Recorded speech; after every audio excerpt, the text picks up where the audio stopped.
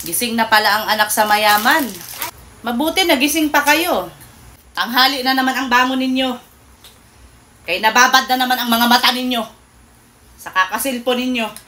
Napakasarap talaga ng mga buhay ninyo. Dapat hindi pa kayo gumising. Napakahusay talaga ninyo. Pagkagising ninyo, lalamo na lang kayo. Tapos ngayon maghahanap na ng kakainin. Kaya nagutom na.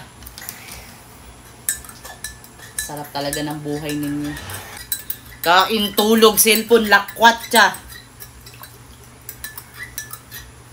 Paghusayan ninyo yung estilo ninyo.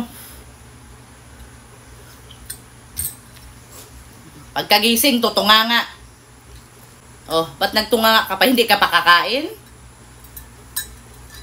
Senyora, kain na. Kaya kawawa ka naman kung magutom ka dyan.